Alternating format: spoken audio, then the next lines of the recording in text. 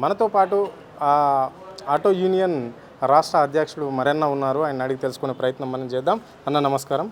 అన్న చెప్పండి అన్న, ఎట్లా చూస్తారన్న ఆర్టీసీని ప్రభుత్వంలో విలీనం చేస్తామని ఒక భాగంగా చెప్తున్నారు. మరి ఆటో డ్రైవర్లకు అనేక సమస్యలు ఉన్నాయి అని చెప్పేసి కూడా మీరు చాలా చోట్ల కూడా రోడ్ల మీదకి ఎక్కిన పరిస్థితి కనిపిస్తుంది. ఈ రవాణా వ్యవస్థను ఏ విధంగా చూడాలి ఈ రాష్ట్రంలో? ఈ ప్రభుత్వం మొదటిగా చంపినవాడే సంతాపం చెప్పినట్టుగా ఏదైతే ఆర్టీసీ కార్మికులు చేసిన సమ్మె వాళ్ళు 90 రోజుల ముందే నోటీస్ ఇచ్చారు, సమ్మె నోటీస్ ఇచ్చారు. లేబర్ డిపార్ట్మెంట్ను కన్సల్ట్ చేశారు అధికారులను.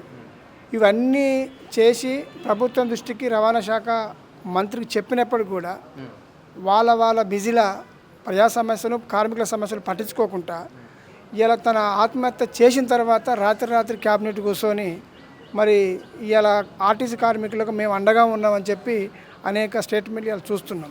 మరి ఈ పని ఏదో ఒక ప్రాణం పోకముందు చేయాలి కదా, అది చేయలేదు అనేది. కాబట్టి ఈ ప్రభుత్వం ప్రజా సంక్షేమం కోసం పనిచేస్తలనేది మేము ఆటో మోటార్ రంగమే కాదు, ప్రజా రవాణా ఆర్టీసీతో పాటు అంతకంటే పెద్ద సంఖ్య మాది.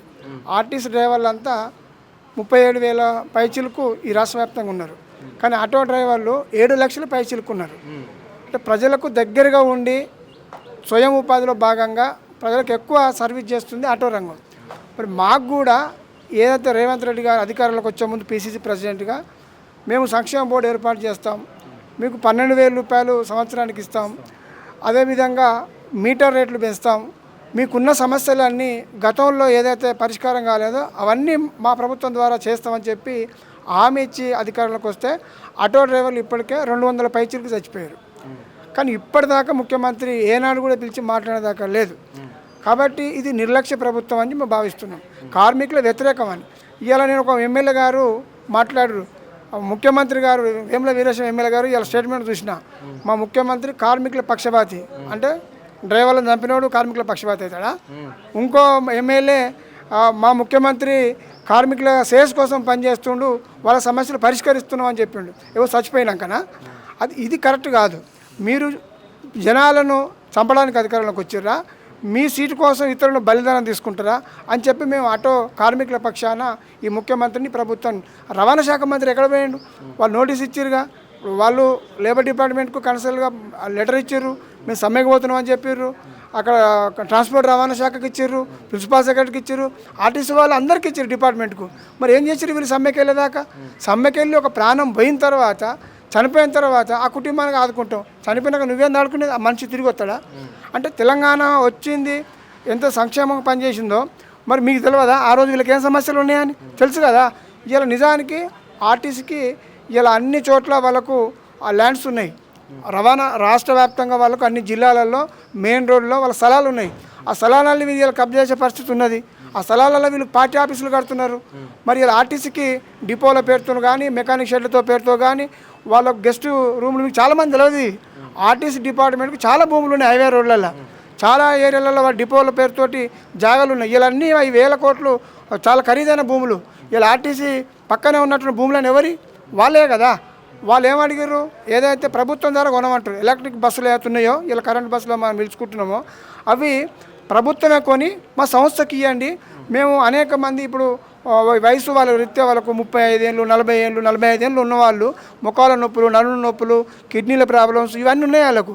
ఆ బండ్లు కొని మాకు ఏమంటారు? తీసుకొచ్చి పక్కన పెట్టి ఎవరికో ప్రైవేట్ వాళ్ళ చేతిలో పెడతామంటే వాళ్ళు ఆవేదన గురై ఈ వ్యవస్థ మొత్తం మాకు పనిచేస్తలేదు ప్రభుత్వం అని చెప్పి అతను మరి తొందరపాటు అనుకోకుండా ఆవేశపడ్డాడు. ఆవేశం అంటే ప్రభుత్వం మాకు ఏం చేస్తట్లేదు అని చెప్పి ఆత్మహత్య పరిస్థితి వచ్చింది. కాబట్టి ఈ ప్రభుత్వం కార్మికుల వ్యతిరేక ప్రభుత్వం అని నేను అంటున్నా. రైట్. మొన్న శంకర్ గౌడ్ ఆర్టీసీ డ్రైవర్ చనిపోవడం అని జరిగింది. అంటే ప్రభుత్వం ఎంత ఆయనకు నష్టపరిహారం ఇస్తాను ఒప్పుకున్నది, మీరు ఎంత ఇవ్వాలని చెప్పేసి ఒక యూనియన్ లీడర్గా మీరు డిమాండ్ చేస్తున్నారు? ముందుగా శంకర్ గౌడ్ కుటుంబం, వాళ్ళ కుటుంబానికి మా ఆటో కార్మికుల పక్షాన ప్రగాఢ సానుభూతి తెలియజేస్తున్నాం. 200 పైచీలకు ఆటో కార్మికులు ఆత్మహత్యలు చేసుకుని రాష్ట్రంలో ఇవాళ శంకర్ గౌడ్ ప్రాణాన్ని ఎవరు తిరిగేయలేరు. ఆ కుటుంబానికి భరోసా ఏమిస్తారు? ఒక తండ్రిని తెచ్చిస్తారా? ఒక భార్యకు ఇంకో భర్తను తెచ్చేయగలుగుతారా? ఒక ప్రాణం పోయింది ఎవరి వల్ల? ఈ ప్రభుత్వ నిర్లక్ష్యం వల్ల. కాబట్టి 1 కోటి పైన ఇవ్వాలి. వాళ్ళు ఏదో 15 లక్షలు ఇస్తాం 20 లక్షలు ఇస్తాం అంటున్నారు. మేము 1 కోటి పైన ఇవ్వాలి. ఆ కుటుంబాల వాళ్ళకు ఆర్టీసీ ఉద్యోగం ఇవ్వాలి, ఆ కుటుంబానికి ఇల్లు ఇవ్వాలి, అని మేము ఆటో సంఘంగా మేము ఎవరైనా కార్మికులమే కదా, వాళ్ళు మేము ఒకటే మా బస్సు స్టీరింగ్ వేరు కావచ్చు కానీ వాళ్ళు ప్రజా రవాణా చేస్తున్నారు, మేము ప్రజా రవాణా చేస్తున్నాం. కాబట్టి ఆ కుటుంబానికి ప్రభుత్వం కోటి పైన ఎక్స్ప్రెస్ చేయాలని చెప్పి మేము డిమాండ్ చేస్తున్నాం. రైట్ అన్న, ఇక్కడ మీరు ఈ రాష్ట్రంలో ఎంతమంది ఉన్నారు ఆటో డ్రైవర్లు? ఇప్పుడు మీకు ఆటో డ్రైవర్లకు ఎన్నికల మేనిఫెస్టోలో పెట్టిన కాంగ్రెస్ పార్టీ అవన్నీ ఎంతవరకు అమలు చేసింది? మరి సంవత్సరానికి 12,000 అన్నది అంటే ఇప్పటి వరకు ఈ 2.5 సంవత్సరాలలో ఎంతమందిని గుర్తించింది, ఎంతమందికి ఇవ్వడం అనేది జరిగింది 12,000 రూపాయలు? ఇప్పుడు మీ మీడియా ద్వారా మేము చెప్పదలుచుకుంది ఏంటంటే, వాళ్ళు ఇచ్చిన సంక్షేమ పథకాల్లో మొదటి అమలు చేసిందే ఫ్రీ బస్ పథకం. ఫ్రీ బస్సు పథకం సమ్మె ఎందుకు వచ్చింది? 400 కోట్లు లాస్ వచ్చింది. ఈ లాసు వల్ల మాకు జీతాలు ఇస్తలేరు, మాకు పిఎఫ్ ఇస్తలేరు, మాకు ఏదైతే మెడికల్ డిపార్ట్మెంట్కి రావాల్సినటువంటి మెడికల్ బెనిఫిట్స్ వస్తలేవు. ఈ ఫ్రీ బస్సు పథకం వల్ల మొత్తం కుంటుపడిపోయింది ఆర్టీసీ డిపార్ట్మెంటు అనే వాళ్ళు సమ్మెకు పోయారు. ఇది చాలామంది ఫోకస్ చేస్తలేరు, మీ మీడియా వాళ్ళు కూడా చెప్పాలి. వాళ్ళు సమ్మెకు పోయింది ప్రధాన కారణమే ఫ్రీ బస్సు కారణంగా. అటు వాళ్ళు నష్టపోయారు. అసలు ఫ్రీ బస్సు పెట్టమని చెప్పింది ఎవరు? మహిళలు పోయి అడిగిర్రా? ఎవరు పోయి అడిగిరాలను? ఎవరు అడగలే. అది అమలు చేసారు. ఎందుకు? ఫ్రీగా వచ్చిందని అమలు చేశారు. ఇలా కార్పొరేషన్ మొత్తం ఆగమైపోయింది కదా, ఆర్టీసీ కార్పొరేషన్ మొత్తం ఆగం చేశారు కదా. ఆటో డ్రైవర్లకు 12,000 మేము అడిగినామా? ఏమని అడిగినామా? మా ఉన్న ఉపాధి తీసేసి నువ్వు నా జేబు కాడి చేసి నీకు డబ్బులు ఇస్తాంటే ఎట్లా? నాకు 100 రూపాయలు గుంజుకొని 10 రూపాయలు ఇస్తున్నావు, అదని ఇచ్చినావా? ఇయ్యని కారణంగా వీళ్ళు కూడా రోడ్డు మీద పడి ఆత్మహత్యలు చేసుకుంటారు. ఇక్కడ వాళ్ళు సరిగా లేరు, మేము సరిగా లేము. పోనీ ఆర్టీసీ బస్సులో తిరిగే మహిళలు రోజు తిరుగుతారా? తిరగటోళ్ళు ఉద్యోగస్తులు తిరుగుతారు, ఏదైనా ఉద్యోగస్తులు తిరుగుతారు తప్ప సామాన్య ప్రజలు పొద్దులాక ఎందుకు తిరుగుతారు? వాళ్ళు ఎప్పుడో ఒకసారి పెళ్ళిలో ఏదైనా కార్యానికో పోతారు. కానీ ఎక్కువ ప్రధానంగా మహిళల ద్వారానే మాకు ఇన్కమ్ ఉంటుంది, మహిళలే మాకు ఆటో ఎక్కువ ఎక్కుతారు. కాబట్టి మహిళల కారణంగా మా ఉపాధి పోయిందని చెప్పి మేము ఎప్పుడో నివేదిక ఇచ్చినాం, ప్రభుత్వానికి ఇచ్చినాము, ప్రతిపక్ష పార్టీ కేటీఆర్ గారికి ఇచ్చినాము, అసెంబ్లీలో చర్చ చేసారు, మాట్లాడారు, చేస్తా అని చెప్పిండు. మాకు ఒక 6 నెలలు టైం ఇవ్వండి. జనరల్గా కొత్త ప్రభుత్వం వస్తే ఒక 6 నెలలు, ఒక సంవత్సరం టైం పడుతుంది. మేము కూడా అర్థం చేసుకొని ఆగినాం. అయిపోయి 2.5 ఏళ్ళు అయిపోయాయి, ఇంకేం చేస్తాడు? రైట్. ఇప్పుడు ఆర్టీసీకి సంబంధించి వాళ్ళైతే వాళ్ళ హక్కుల గురించి వాళ్ళు పోరాటం చేసిరు, వాళ్ళు సాధించుకున్నాము అని చెప్పేసి కూడా ముఖ్యమంత్రి ఫ్లెక్సీకి మాత్రం పాలాభిషేకం చేస్తున్నారు. మరి ఈ ఆటోలకు సంబంధించి, యూనియన్కి సంబంధించి మీ కార్యాచరణ ఏ విధంగా ఉండబోతుంది? మీ హక్కుల గురించి ఎలాంటి పోరాటాలు చేయాలనుకుంటున్నారు? మేము పోయిన సంవత్సరం అంతా ఎంత చేయాలో అంత చేసినాము. ప్రభుత్వం మాకు కొంత టైం ఇవ్వండి, మేము కొత్తగా వచ్చి చెప్పింది. మేము రాబోయే కాలంలో సినిమా చూపిస్తాం, మామూలు సినిమా చూపిస్తాం. ఎందుకంటే ఇప్పుడు ఎలక్షన్స్ లేవు కదా, వాళ్ళు ఎంతసేపు ఎలక్షన్ దృష్టిలో పెట్టుకొని పనిచేస్తారు. ఇక మేము కూడా అదే కోణంలో ఆలోచిస్తున్నాం, అరకొర చేసేకాడ చేస్తున్నాము.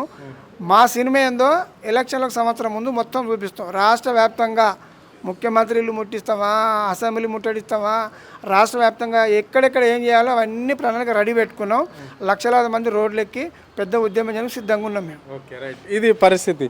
అంటే ఇక్కడ ఆర్టీసీకి ఏదో వాళ్ళు ఉద్యమం చేసిరు అని చెప్పేసి ప్రభుత్వం దిగొచ్చింది. అయినా ఒకరిని బలిదానం చేసుకున్న తర్వాతనే ప్రభుత్వము వాళ్ళ డిమాండ్స్ని ఒప్పుకున్నది. అదేవిధంగా ఈ రాష్ట్రంలో ఆటో డ్రైవర్లు దాదాపు ఈ 2.5 సంవత్సరాల కాలంలో 200కు పైగా చనిపోయినప్పటికీ కూడా ప్రభుత్వంకి నిమ్మకి నీరెత్తినట్లే లేదు. ప్రభుత్వం ఏదైతే మాకు బోర్డు ఏర్పాటు చేస్తున్నదో అది ఏది కూడా చేయలేదు. ఇప్పటి వరకు కూడా ఏ ఒక్క ఆటో డ్రైవర్కి సంబంధించి ఇట్లా ఏళ్ళ మీద కూడా చెప్పచ్చు, ఎవరికి కూడా 12,000 రూపాయలు ఇవ్వని పాపన ఉంది. ఈ ఆర్టీసీల సమస్య పరిష్కారం అయిందని వాళ్ళు అనుకుంటున్నారు. ఇక త్వరలో మాది మోటార్కి సంబంధించి, మా ఆటో డ్రైవర్లకు సంబంధించి మేము కూడా కార్యాచరణ సంసిద్ధం చేసుకుంటున్నాము. ప్రభుత్వం పైన ఇక దండయాత్రనే అని చెప్పేసి కూడా వారు చెప్పడం అనేది జరుగుతుంది. మా టైం వచ్చేదాకా వెయిట్ చేస్తాము, ఆ తర్వాత ఏందో చూపెడతాము. ఈ రాష్ట్ర వ్యాప్తంగా వేలాది మంది, లక్షలాది మందితోటి ప్రభుత్వానికి చుక్కలెరిదే విధంగానే మేము చూస్తాము. మా సమస్యలు పరిష్కరించే వరకు మేము పోరాటం చేస్తాము అని చెప్పేసి కూడా ఆ రాష్ట్ర యూనియన్ ప్రెసిడెంట్ చెప్పడం అనేది అయితే జరిగింది. కెమెరా పర్సన్ కళ్యాణ్తో అరుణ్, ఆద్య టీవీ, హైదరాబాద్.